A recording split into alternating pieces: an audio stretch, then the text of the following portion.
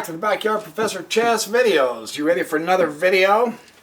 I've got a good King's Indian defense played by one of the greatest of the chess players in the Grandmasters. This is by Flores and Najdorf. This is the King's Indian. It was played in 1939. I got this out of Alekin's really excellent book, 107 Great Chess Battles. This is the King's Indian Defense, Game 74. This is in Buenos Aires in 1939. Excellent text, great commentary by Alekin, of course. This particular King's Indian was very instructive because, now, in 1939, Alekin called Najdorf Poland's second strongest player. Who was the first? Nobody could beat the guy. So I don't know if that's just Alekin's bias or what. Who knows? Alekin kind of had a interesting personality, didn't he? Smoke 100 cigarettes during one chess game because he was so nervous. He would get checkmated and grab the king and throw it against the wall across the room. What a character. I would have loved to have met him. I would have loved to have played him chess. Yeah, that would have been fun, wouldn't it? Okay, G6. Let's get on with this game, shall we? Najdorf really plays a terrific King's Indian here. And Flores really plays a terrific King's Indian here, too. He really gives it a go. Bishop G7. This Fianchetto bishop is a main theme in the King's Indian. It's a conservative defense in a way. He's not going to possess the center with pieces, but he is going to influence the center from a distance. This is the idea in the King's Indian. We let white go ahead and take complete possession of the center, and it doesn't bother black at all. Why? Because he will get his chance to do his thing for sure. E4, notice the strong buildup of a pawn center here. Now, Silman, again, and I refer to Jeremy Silman because I do go through his materials a lot, because I find he's very helpful. He explains things out well, and in fact, the influence of Jeremy Silman can be seen in my videos because I explain things to you that I'm learning through these games the way Silman does in his books. That's what I love about his books. He's just down to earth, he's sort of funny, a little bit goofy, spectacular chess player. That's where we differ. I suck, he's glorious. Dang it, give me 7 years. It's going to take that blasted long, The idea of building up a center like this is an excellent one for white. But Silman and other grandmasters also note that if you build that center, you have to defend it. See, the idea is white is saying, I have a strong center. And I mean, it's macho. And black is saying, you don't have a strong center. You're giving me a target to fight against. And so the battle's there, right? So this is pretty important to really defend. Now, one of the keys is to give your pawn support in order to attack white's center. It's stronger here than to push it to d5 immediately. Because all that has is a knight. The way he's opening this up, it'll have two powers supporting him, right? So it's still conservative. That's kind of important. Bishop comes to e2. Most excellent, Grandma. Knight b to d7. Oh yeah. We're hot caking it now, baby. Castles. You can see that there are no weaknesses. Everyone's just building it up and making a rip. And now here comes that e5 theme. Pow. Yeah. e5. Now, the idea, as Alekin correctly noted, and I've seen this in other commentaries also, is when you play the King's Indian or when you're playing against an opponent with the King's Indian, the idea here is to leave the tension in the center for as long as possible. That is not a negative thing. Unfortunately, Flores completely dissipates the tension. Now he's locked the center. You see how those pawns are just buttoned up against each other? He locks it by pushing it to d5. That is his mistake. That does not help black, because look what he gave him. Nice. He gave him the c5 square, didn't he? See, if he would have left it there, that knight wouldn't have had that move. But now as it is, because he moved, he's got that c5 square for his knight. And he certainly hops on it quick. Absolute heavens, yes. Jump on that juicy knight square. And then he comes up here to a5. Now notice how the grandmasters are excellent at this, and it's something I've got to start trying to put into my game. But I am such an amateur, I'm such a beginner that it's very difficult for me to do this, and I've got to learn how to do this. But man, they played both sides. Boom, boom. And now, with that center locked, you've got no choice. There's not going to happen anything in the center. So it's either queenside or kingside. Grandmasters play both sides, and that's something I want to learn how to do so bad my teeth ache. Someday when I learn how to play this game properly, instead of just annotate grandmaster games, I will be able to show you some of my games. Right now I'm so horrible you'll laugh yourself silly, as they've done in some of my earlier videos. And I can't blame them, because this is my chess journey to mastery, so at one time every one of us were complete nincompoops like I am, so I'll grow out of it eventually with greater knowledge. Knight h5, he's already attacking the kingside, man. This is spectacular. How Najdorf does this is so good. Now, watch. Now, understand, Floors is not me. This man is a grand master. I mean, he's been playing chess for decades. He's been in multitudinous tournaments. He's very good. But he makes a patzer blunder. He muffs it. And Alekin jumps all over him in his comments in his book. G3 as the defense? Seriously? Now, amateurs like me and others, they say, well, what's so wrong about that? I mean, it stops the... What's so wrong about that? What's so wrong about that? Here's what's so wrong about that. You've wiped out F and H3 squares. The pawn here gives you strength when they're straight across. It protects the king's squares in front of them. You push that pawn, and you've exactly cut the strength around the king in half, because now that square and that square is weak. And that was a grandmaster's defense. So, see, this kind of gives me hope that maybe I can learn how to play chess too, because if these guys make these kind of mistakes, and of course we do, but we can overcome this. What he needed to do, according to Alekin, who knew a little bit about chess, he needed to come here. Now look at the difference of the character, of the initiative, of the aggression, of the power, of the oomph with that move. That would have been a phenomenal move.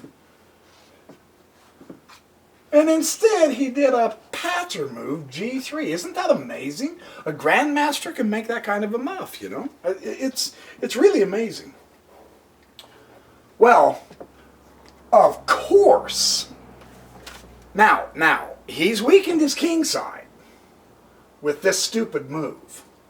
You bet Najdorf's going to capitalize it. Now you go full, pop the pedal to the metal, squeal the tires, and roar, man. Now the attack is on. Absolutely.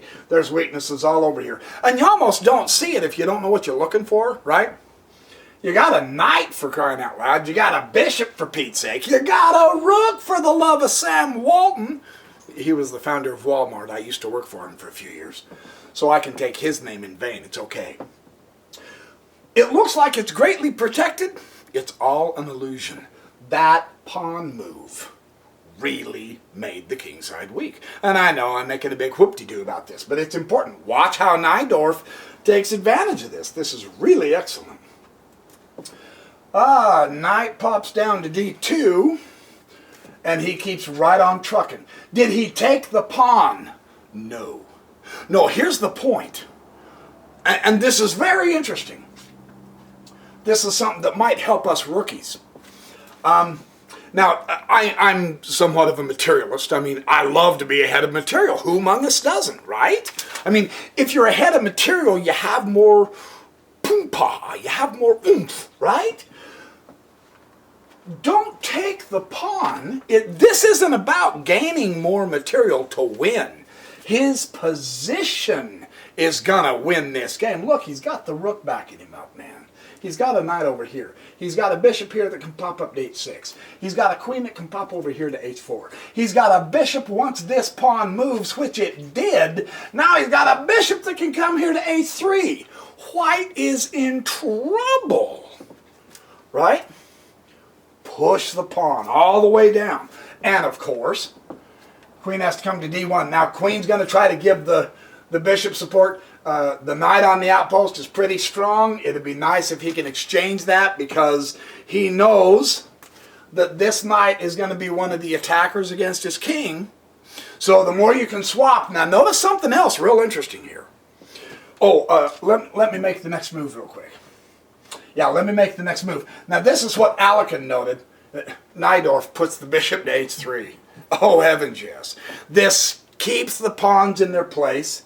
They cannot perform defense. They are helpless. The king is basically trapped. And Alekin says, watch, what makes this attack so powerful is because Floor's minor pieces can't get over to help the king. And just keep that in mind as we proceed through this game. The white king virtually only has one minor piece to help him out. Nobody else can get over here in time.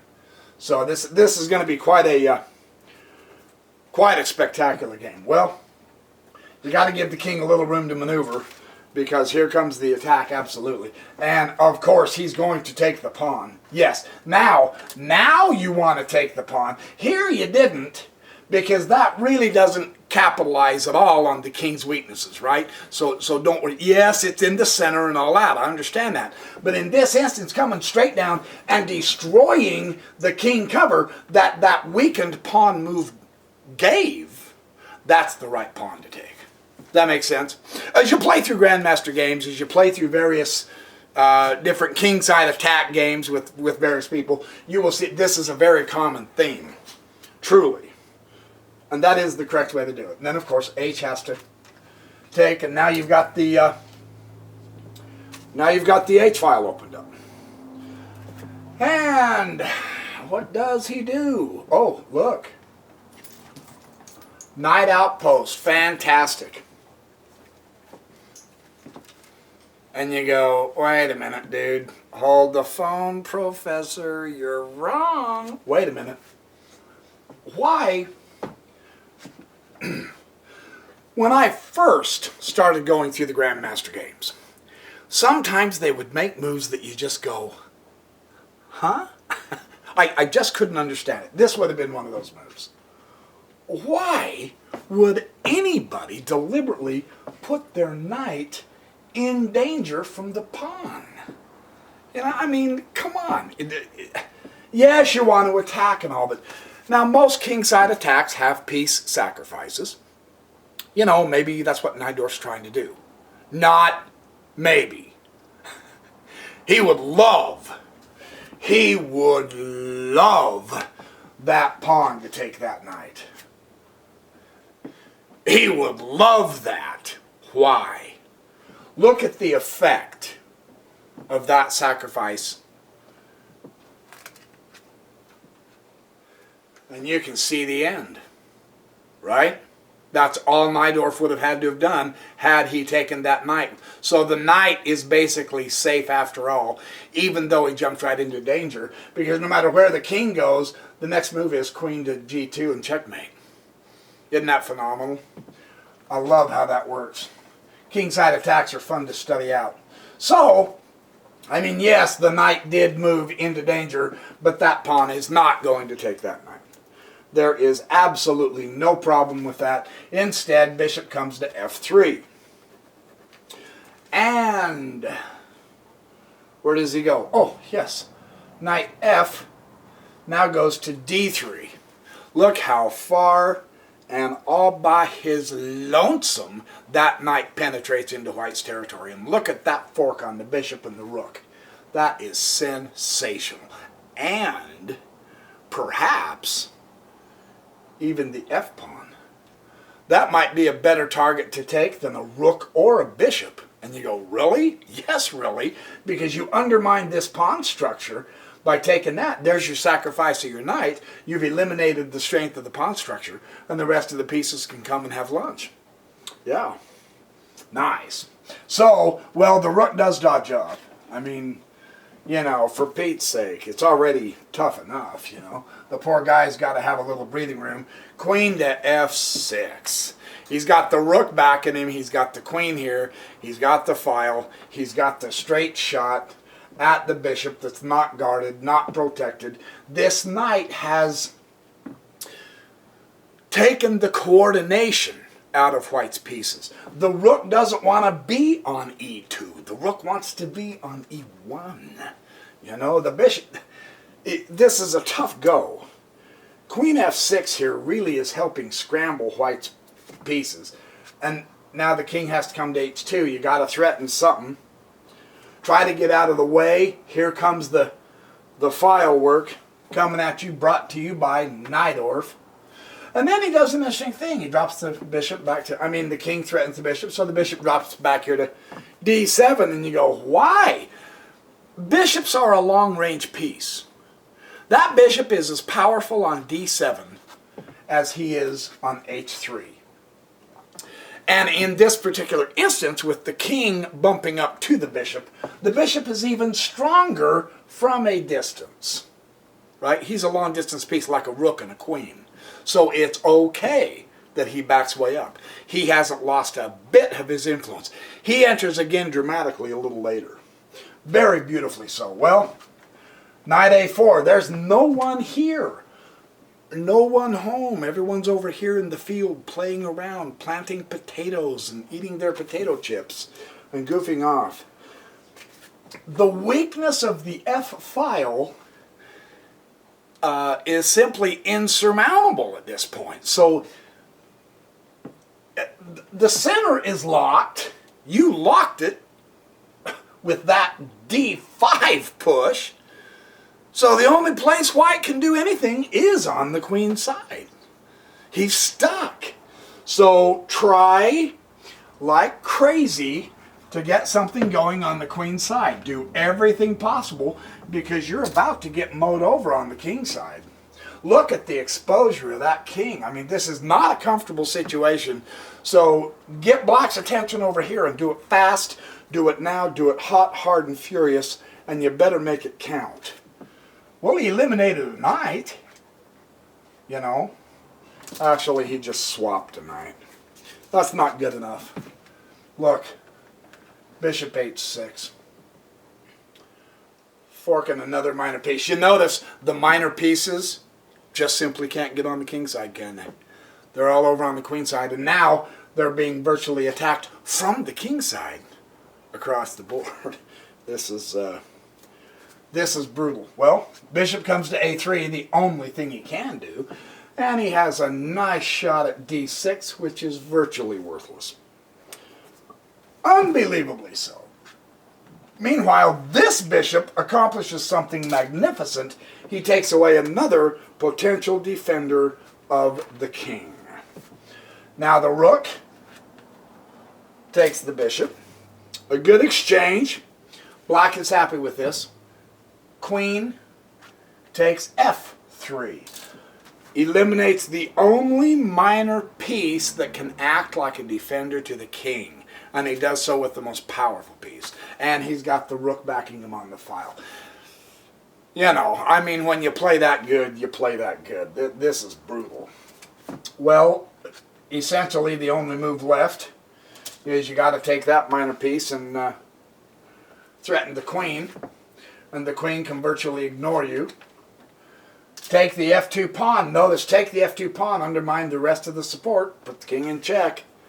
Yep, that's the theme of this particular game. King h1, and now the bishop makes its phenomenal entry back here to h3.